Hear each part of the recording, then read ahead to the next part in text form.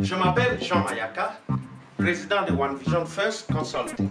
C'est la saison des taxes. Êtes-vous au courant des nouvelles lois et régulations en matière de taxes? Ne voulez-vous pas recevoir le maximum d'argent qui vous est dû? Savez-vous qu'une déclaration mauvaise ou incomplète peut conduire à des fortes amendes, saisie de salaire et ou emprisonnement? La solution est d'utiliser l'expertise de One Vision First Consulting. Nos services incluent votre chèque de taxe imprimé sur place dans nos bureaux ou virement bancaire directement versé sur votre compte ou encore l'obtention d'une carte Visa ou Mastercard. Boya Ibele.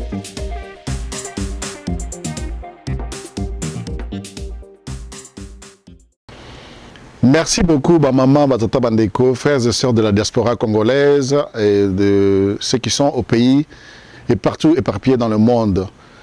Nous vous saluons encore ce soir pour notre émission 5 sur 5 de la vision du professeur de Baba. Moi, votre frère, professeur de Baba, je me mets encore sur ce tableau de la télévision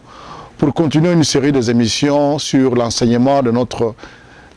nos frères jeunes congolais éparpillés dans le monde sur la situation de notre pays. L'information est majeure parce que sans information, nous ne pouvons pas faire de décisions possibles pour relever et sortir notre pays du trou dans lequel il se trouve. Je vous remercie beaucoup pour les émissions passées. Vous avez suivi, il y en a qui ont envoyé des questions et nous allons vous répondre. Et nous sommes très contents que vous avez suivi ces émissions partout dans le monde et que vous avez trouvé un intérêt important pour la cause que nous sommes tous en train de se battre pour sortir notre pays de la vraie indépendance totale qu'elle cherche depuis 1960. Notre mission de ce soir sera basée sur le mensonge de ce qui se passe dans notre pays, à l'est de notre pays. Il y a un mensonge délibéré, livré par des gens qui dirigent notre pays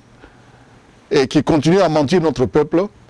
Mais malheureusement, la situation ne change pas et nous sommes soumis à une guerre meurtrière qui a tué plus de 4 millions de nos frères et sœurs dans cette région de notre pays. Nous parlons de la région de l'Est, Nord Kivu, Sud Kivu, le Maniema. Mais pour continuer cette émission, j'aimerais que notre audience qui ne parle pas français, ma maman, Batata Bandeko, qui sont partout dans le monde, puissent nous suivre. Je me remets toujours à parler à une de notre langue nationale, le Lingala, pour que notre émission soit suivie par nos mamans et nos papas qui connaissent, qui doivent comprendre la réalité qui se passe dans notre pays.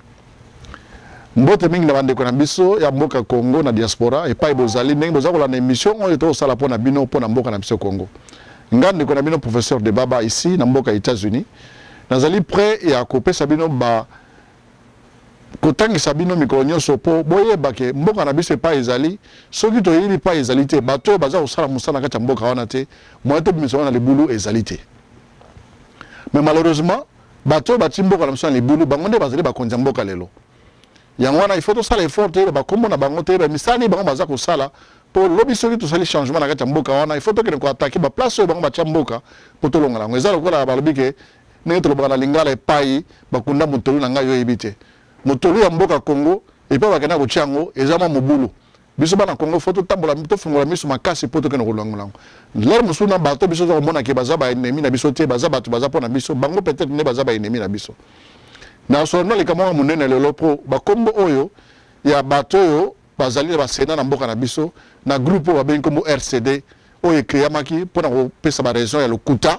ke baye pona ko libérer mboka na biso baye pona ko créer état de droit baye pona ko créer démocratie na kati mboka alors que musana bango ezalaki préparer bandakala na ba étranger ba fanda na mboka ba paya pour baluka moyen ko yiba biloko ezanga kati mboka na biso et puis baboma bato ba s'installer pour basala mobulu na kati mboka ya wana mboka za tilo na kati passe. Mais malheureusement ba sénateur na ba congressiste bato to voter dans parlement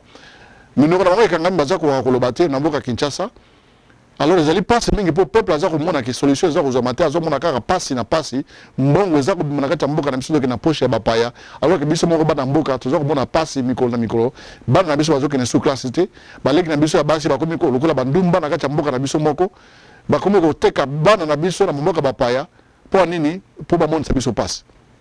yango wana lelo tokopesa émission moko spéciale oyo ezali po toyeba ntina nini bandeko wana oyo baza kotia mboka na biso na pasi ti lelo bazalaka na kati ya bokonzi et puis pouvoir ya mboka eza na kati na mboka na bango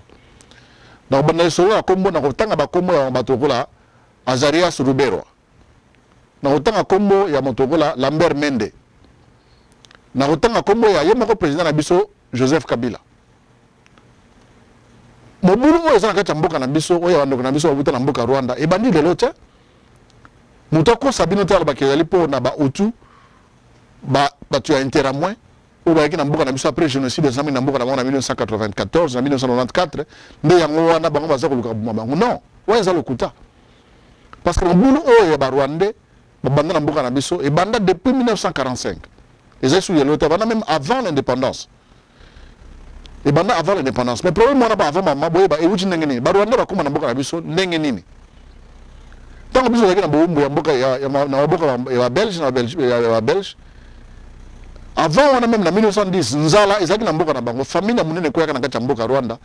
bakimaki nzala na mboka na bango baye kokota na bakoline epa na biso mingi bafandaki na mboka na partie ya Congo babengaka na région ya Rutshuru na batuti na bahutu bango nyonso bazalaki kobunda te bayaki bafandi wana na kati ya mboka na biso toyambaki bango mpo bakufi nzala na 1910 baye kokota na kati ya mboka na biso après babelge baye kocréer eloko moko babengaki migration babengi na abréviation ali MIB ezali migration ya bana ya Banyamulenge na français batie comme nango ezali bazalo ba situation moko babi ba créer comme nango moko babi sala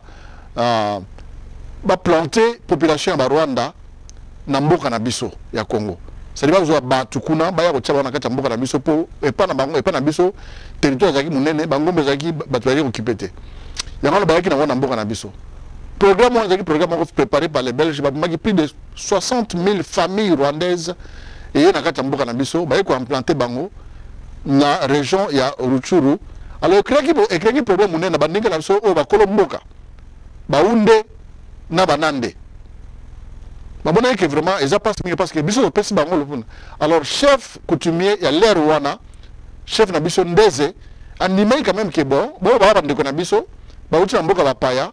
to nimbango to pesi bango mabele ba pesi bango mabele ba créer chefferie moko ya bango pona bango so aucun na musée ya Trevire na Belgique bo mona ba donner wana e komama déjà ba pesi bango mabele mo muke to ya maka bango lokula bandeko ya ko na mboka na biso wana to zo ba 1937 ti na 1959 nini wana ezali ko salama migration wana ya Rwandais ya Banyamulenge ezali ko salama alors tala ko na kati mboka na biso bakomi ko ya ba mususu bayaki na programme wana ba mususu bayaki na programme wana te ba mususu bakati ka frontière ba mona molili bakoti mais banana tant bayaki na programme na biso bazaki ba congolais te to pesi bango jamais nationalité congolaise bazaki toujours ba Rwandais bazaki ofanda na kati ya mboka na biso bambula eleke belé tokati musika te tokota na indépendance ya Congo tala comme na kati ya indépendance na 1963 bayebi que guerre moko esalamaki na région ya Masisi ya Rwandais oyo bakimaki gouvernement ya batuti na mboka na bango na 1959 baye kote pa na biso na 59 bayaki belé bakoti na mboka na biso bakimi bandeko ba Hutu baye kote pa na biso le na Rwanda ezalaka problème c'est que ceux qui ba Hutu baza na pouvoir ba Rwandais batuti bakimi ceux qui batuti baza na pouvoir ba Hutu bakimi mais situation na ko changer te il faut biso na Congolais o to zali mboka munene pembe na bango to pesa bango discipline parce que biso pa na biso to zali na makamona ya boma na bekolo pendate bango ne baye na ngoy pa na biso alors comme problème munene c'est vrai que to biso to ko kufa alors bango mais problème na bango eza yango wana te to boyite baye ke ngata mboka na biso ba umeli kuna ba botami kuna ba katala bango so ba botami kuna parce que surtout bana en 1910 1930 ba te belé ba kokora bango ba botami kuna to nimi yango ba botami kuna mais problème de nationalité c'est problème bazwa papier capable matin même biso to yakina ba poto awa na mboka tubiba pour zo nationalité ezali kama koseka na ngote donc za mboka na yote ko ya ba loi ya mboka wana ezali alors en 1971 bandeko ya batuti bakotaki na kati ya pouvoir na biso bino boyebi ke Bisengima na Rwema azaki directeur ya cabinet ya président Mobutu pendant longtemps. À part ye tozaki na ba Rwakabuba o boyebi comme membre ya comité central ba Weregemere ba membre ya comité central bazalaki belé batuti o bakomaki puissant na kati ya mboka na biso. Alors bakomaki ko influencer politique intérieure ya kati ya mboka na biso avec la complicité ya Mobutu na Kengo Adondo qui était procureur général de la République le Rwanda. Baiko sala loi moko ya kopesa nationalité en masse na ba Rwandais nyonso o bazaki na kati ya Congo depuis 1960. Loi wana salamaki na moi na 1971. La pesa la nationalité en masse. Alors on s'est trouvé avec plus de 350 000 Rwandais bakomaki na naturalisé congolais. Plus de 350 000. Et la plupart na bango bazalaki placé na la région ya Rutshuru, na région ya Walikale, na Masisi, et puis moi muke na bango na Goma, et puis moi ndambo na Bukavu, bamusu na Beni, bamusu na Lubero. Mais majorité na bango bazalaki entre na région ya Walikale, Masisi, na Rutshuru. Alors en 1981, baninga na biso bana mboka bakoma mona ke bato to pesa bango nationalité. On va faire la kimia na kati ya mboka na biso bakomi ko luka pouvoir makasi. Bakomi ko luka pouvoir ya contrôle ya mabele, bakomi ko luka pouvoir économique, bakomi ko luka pouvoir ya ko gérer même ba collectivité na ba territoire ya mboka na biso na ndenge na bango. Alors comment est-ce que conflit entre bandeko na biso banande na bandeko na biso baunde oya bana Congo bakomi mona ke mboka na bango mabele na bango bakomi ko zongo na bato mususu. Na moment où tozolo balelo na région Rutshuru 80% de la population de la région Rutshuru ezali ya bana ya ba Rwandais. Plus de 40% de la région ya Masisi ezali ya bana ya ba Rwandais. Alors en 1981, 10 ans après loi wana, Mobutu na influence mususu ya bana Congo, baiko longola susu loi wana, ba longoli loi wana ya 10 ans après. Bon, na ba buzo ba mingi salam na kati ya pouvoir na miso ba longoli loi wana ke bato nyonso ba faire ba nationalité ba boteli bango nationalité wana il faut bango mo ba ya siko ko appliquer un à un personnellement pour ba yeba nani ya Rwandais na Rwandais te mais batata ba demande ko na 1971 to sali loi to pesi bato nationalité naturaliser bango 10 ans après te longola bango donc ça buzo ba na miso mo ba congolais ne to comment na problème o to zala oyo le buzo ba de utaka ne po bato bazo diriger biso bazana na makokisité ya ko diriger mboka na biso te ba conséquence nango ya partir depuis le gouvernement Mobutu yango toza kofuta tina lelo mais wana na 1994 boyebi ke moi Mobutu ko na mboka na bango o ba bengi comme génocide plus de 700 000 Rwandais Tutsi ya ba Hutu na ba Tutsi ba kotaki na mboka na biso na moment où toza ko loba lelo boye. Il y a moins plus de 2 millions de Rwandais qui vivent dans la région est de donc 80% de la population est après 1994. 2 millions ont représenté à peu près 20% de la population de la région est de la donc la population est mounene na kati mboka na biso na ba Hutu na bango moko banini. Mais bana na bango o tozala kupesa ko moloka ba Ruberwa ba Bizima Karawa ba Derogracias Burgera bango ba comme ko pesa raison que voilà balingi ba instaurer démocratie na kati mboka na biso mais batata ba ne wandeko un général rwandais a comme chef d'état-major na kati mboka na biso comme James Kamarebe et ça m'a noté mais ça erreur na biso mo ba congolais faut ban na biso ba yeba général rwandais James Kabarebe a comme commandant d'état-major chef d'état-major ya armée na biso na mboka Congo tant que président Laurent Désiré Kabila monique voilà ba paya ba nguna ba comme ko tchami beko na kati mboka na biso a sengi ba ngomba bima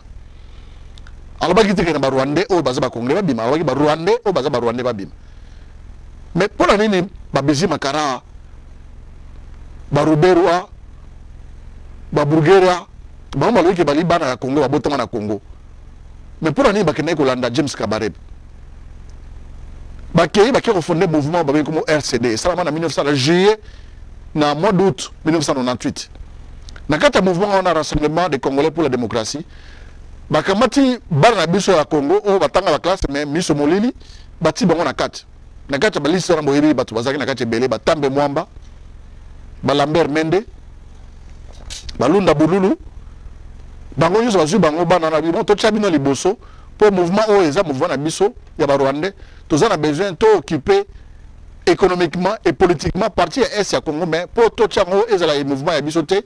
to sangisa bino na kati comme bino boza mécontent banini bana na biso ya mboka ole to fanda to solila masolo ya mboka na biso moko tozwi bango to tibati bango na kati bama batata bandeko banda wana ti lelo mboka na biso na est wana RCD atia mobulu ya kosekana te mais mobulu wana eko kosila te parce que bato basalaka RCD bango baza ko diriger mboka lelo Lambert Mende aza na gouvernement porte-parole ya gouvernement Robert aza sénateur parti na eza na ba opposant ba parlementaire na kati ya parlement biso bana ba Congo toza contre bana ya ba Rwandais o baza na mboka na biso te to fanda na bango banda kala to tanga ba classe na bango et vous avez besoin de prendre biso to ba ke mona o ya botem na mboka na biso ata za ba para Rwandais abima na kati ya mboka na biso non ils ont droit na ye afanda na kati ya mboka na biso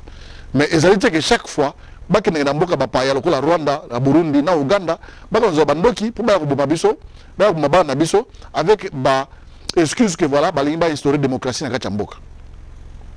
excuse wana eza lokuta alors biso bana Congo il faut to fungola miso ba jeune Congo faut fungola miso parce que situation wana eza situation moko difficile et banda lelote et banda kala chaque fois que ba Rwandais ba utu na ba tuti ba kozana problème to kozala na millions de réfugiés ba ko tanga cha mboka na biso so ba ko tanga cha mboka na biso ba fani kuna ba koli kuna ba botami kuna et comme lokola mboka na bango to ko benga na bango te mais ba ko sala loi wana te mais nyo so les ali point ni pour désordre mayel la bango to yebiango tango Laurent Désiré Kabila ayaki na pouvoir na yebisa bino bana awa na mboka Amérique tozana ba dossier belé toza komona Bizi Makara azaki ministre des Affaires étrangères il y a Laurent Désiré Kabila mais mission na ezaki mission ya ko représenter Kabila te mission ezalaki ba tchaki wana ministre des Affaires étrangères pour ezali ko alatisa président Kabila et lamba moko ya salité donc à ça de façon que monde entier mobimba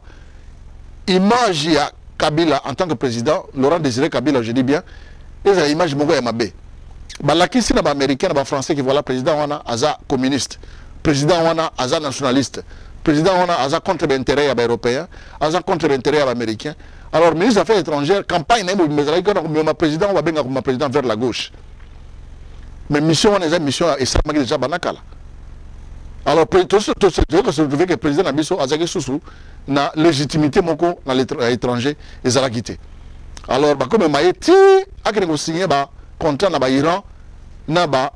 Corée du Nord bilimo bobi que président Kabila tant que na Corée du Nord ta zongaki ni wana ezaki déjà signé on les a ministres des Affaires étrangères Bizi Makara na plan na bango déjà depuis Kigali na Kigali ba salaki de façon que esala mandengwana mais le loyo tous na pouvoir ya président Joseph Désiré Kabila o balobi que azamwana ya Kabila benga na ibika azamwana ya mobokoli ya Kabila baza ko créer situation moko na gouvernement aux diriger biso pour na créer désordre ou bien désordre institutionnel na désordre constitutionnel donc na désordre institutionnel c'est-à-dire que bati corruption manque d'autorité légitimité à gouvernement exacté gouvernement a un contrôle ya pays bobimbate les gens font n'importe quoi impunité zali partout dans la réseau surtout à gouvernement et puis désordre constitutionnel donc il n'y a pas de respect à la constitution. Même bien mon qui na élection va changer en balébélé va changer constitution balébélé pour avoir ça plaisir dans mutumoko ba loi ou la constitution sur la nationalité congolaise a respecté sur la candidature à président de la République a respecté donc désormais surtout la mise à la population pour ça que mboka est en contrôle té so mboka est en contrôle té alors bateau bazali banda ba rebelle ba ko pesa raison que voilà to lengi to zongi sa démocratie c'est RCD tango basali gouvernement 1+4 mais ils allaient mascarade pour là basali RCD côté kata gouvernement 1+4 mais ba créer bana na bango CNDP ba créer bana na bango M23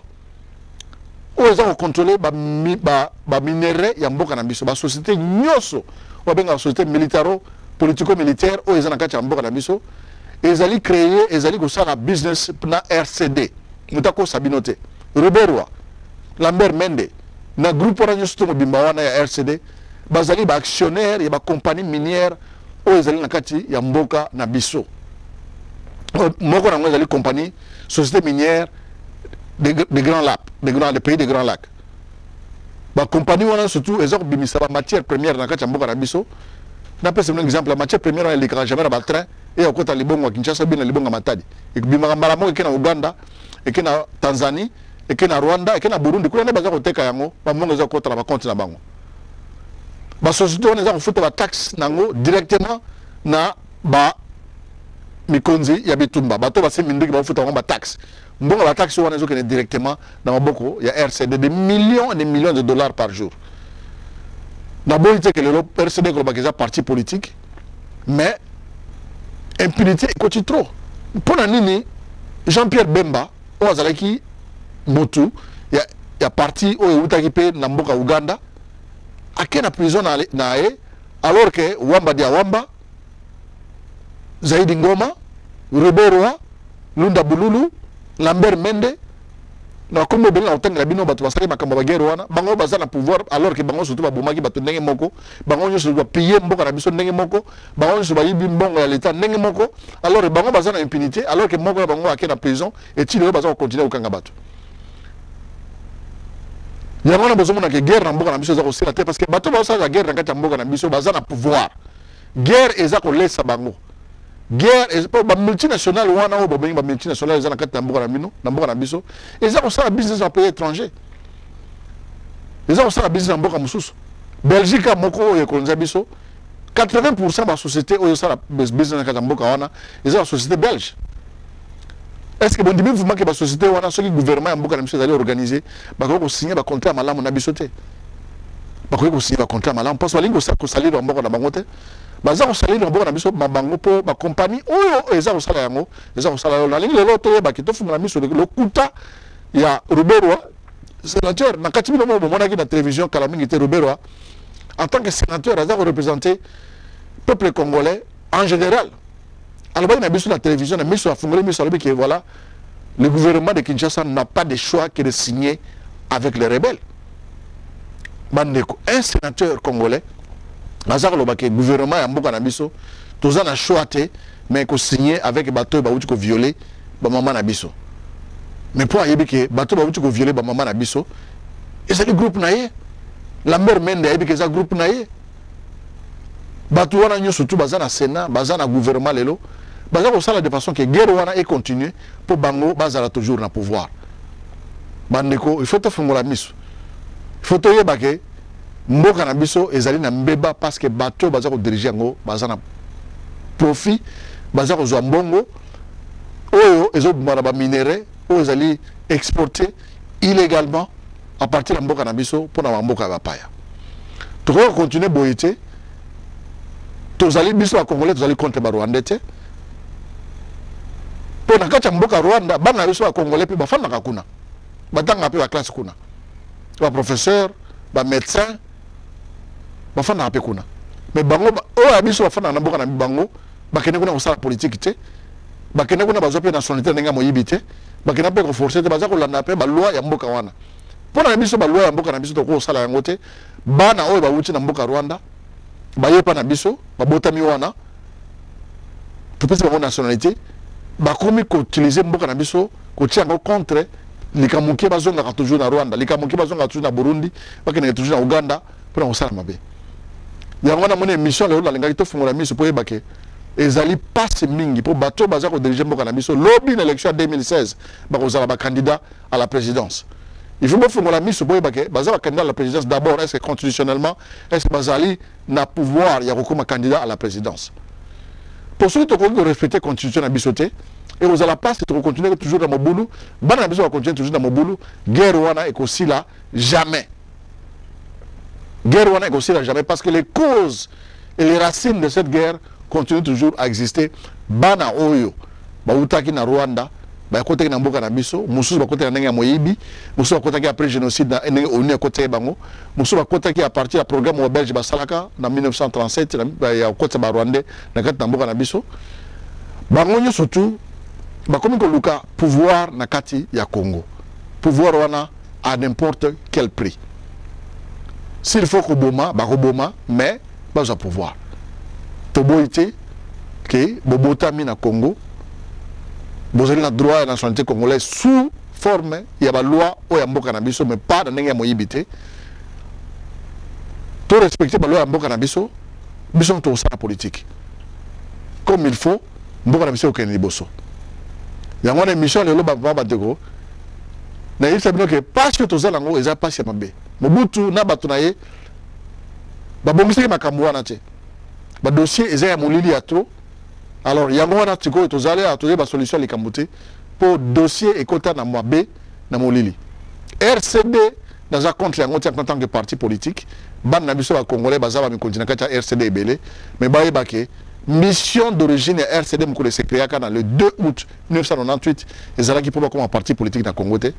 RCD se créé qui pour une mission bien déterminée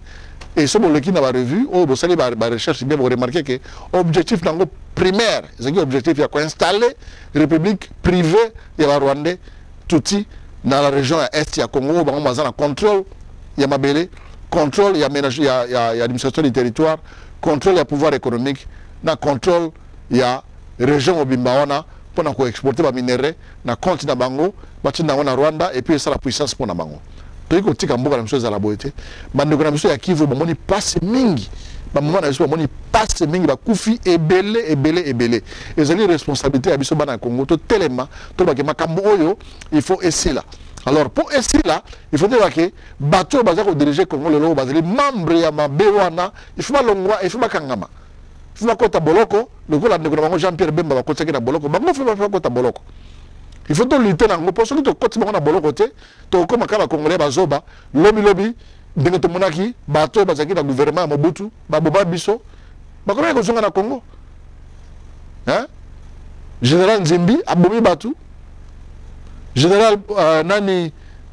oya yaki mukondi ya garde civile auta ko fana Kinshasa librement azongi na Kinshasa général Baramoto afana na Kinshasa mais impunité ya congolais et ko suka ko ne tiwapi et ko kende tiwapi bato ba bomaka biso après ba mikolo belé ba ko ma camarade na biso après mikolo belé ba camarade na biso Lambert Mende na groupe na ya RCD ba bomi batu ebele na est ya Congo mais lelo aza ko fana gouvernement na impunité parce que pouvoir moi judiciaire nakati mboka na monsieur Zalité o ko sala ke basala enquête ba ke monsieur yo sala ke kamboye yo sala ke kamboye to boye makamona te eza fo na biso te monsieur Lambert Mende eza fo na biso te ke monsieur Rubero eza fo na biso te ke monsieur Nyuragabo sénateur Nyuragabo eza fo na biso te ke so yo bomaki batu to sala enquête te et pour to tia yo na place ya ba justice non mais lelo yo bozali ba candidat ya ba élection passée bozali ba candidat. Donc, nous allons se préparer pour l'élection en 2016. Quand la Congolaise a soumis la formulation de Missoute, à ce moment-là, nous les avons contactés. Il faut faire la Missou parce que désordre il y a un désordre, il y a un désordre total dans l'institution en Bokanabiso, un désordre total dans l'institution constitutionnelle, dans la constitution en Bokanabiso. Les Européens, c'est que moyen dans le Congo va pouvoir contrôler Mboka, on a contrôler les alités. Les alliés passent mingi. Il y a un lelo qui est mission où il faut faire la mission pour te baquer. Oh l'Obama, il faut l'Obama. Makama Obama sous makambo ezalité. Batu RCD, basaki mabe, demo na batuya. MLC basaki mabe, Bemba aza na prison na Hollande, bango baza en liberté na Kinshasa. Alors les gens passent mingi pour bango baza ko diriger mboka avec constitution oya Congo et salama na Rwanda. Constitution oya Congo et salama na RCD, ba loi na bango, ba mekonzi na bango, ti lelo oyo baza ko profiter na ba compagnie na nyo surtout o bango ba créer ba sa situation de façon que biso to tia minduki awa, bino ba exporter ba minerais. Comment voulez-vous que dans un pays où ils sont en guerre, ba compagnie ils ont exporter ba minerais librement? Il faut mboka na bino mo permettre ngo. Parce que to za na guerre ba to kufa compagnie na fa kima. Ndeni ba compagnie baza mboka za na guerre, ba to baza kufa, bango baza ko exporter ba minerais. Donc les bateaux dans la guerre bon peut pouvoir à mabele wana. Donc il faut que complicité moi aller entre ba compagnie wana na bango. Mais gouvernement congolais ceux qui sont en complicité dans la compagnie wana. Donc les bateaux na ba rebelle en complicité na bango ou alors ceux gouvernement congolais aux en complicité na bateau wana. Donc yo même to créer guerre wana. Équation wana est simple. Ou bien en français dans mathématiques c'est qu'il fallait démontrer. Pour moi ils sont en guerre. Bino boza ko exploiter ba minerais to mona ba guerre minerais salamaka mboka surtout ya minerais ata na guerre Irak et comment il passe pour le pétrole et comment il passe pour accompagner l'exploitation pétrolière et ça l'exploitation alors que na mboka na biso ba avion les ont quitté ils ont minéré au Kenango, bon, le Mboka, ils ont la guerre. Bato bazoko ba minéré à coltan juste dans quand Mboka na Maliban ils ont kende. Alors que Mboka ils ont la guerre. Donc ils ont complicité ya bato basa bikondi ya guerre ou bien gouvernement congolais. Mais na oui que différence entre le gouvernement congolais na bato basa les guerres égalité. Gouvernement congolais na RCD, na CNDP, na M23, bango nyoso bazali kaka bato moko bazako diriger Mboka na biso lelo. Majorité présidentielle il faut rien. Parlement et kolobate, Sénat et kolobate. Alors biso bana Congo tokoloba. Tokoloba, tokofungola misu po mbala oyo na 2016 tolingi susu Masano ezalate. Masano ezalate bino bana diaspora tokosenga bino ndena bana la mission passée que voilà, tous on a 5 chantiers autres à préparer pour la élection il y a 2016 ezala na lokutate ndenge ezalaki. Ce que to sali et l'autre côté bana Congo to répéter la même situation tout le monde en 2006, to répéter la même situation en 2015 et puis bana soko la soko total en 2021. Non. Bana na biso abotamaki na 2006 parce que comme mikolo. Na 2021 ba comme mikolo. Bah oui, tu tous la soudine, tous la 2026. Yango wana na osenga bino merci mingi. Ndenge boza ko landa émission na miso. Merci mingi na ndenge boza ko peti na zuba réponse. Bo fungola miso. Ezali ko zala ennemi ya mutute. Bana na biso ya Congo na bana ya Rwanda. Obo botamaka na Congo. Boza ba congolais. Mais botika makambu oyo yake soki problème politique ezala na Congo boke na solution na Rwanda. Ndenge RCD ezalaka formé fabriqué na Rwanda le 2 août. Bakamati bana ya Congo bati bango bolati bango bilamba qui est bien boza ba opposant, boza ba opposanté.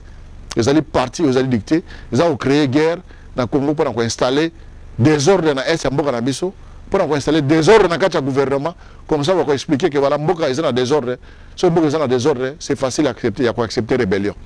Mais pour Mboka ils ont rebelle na désordre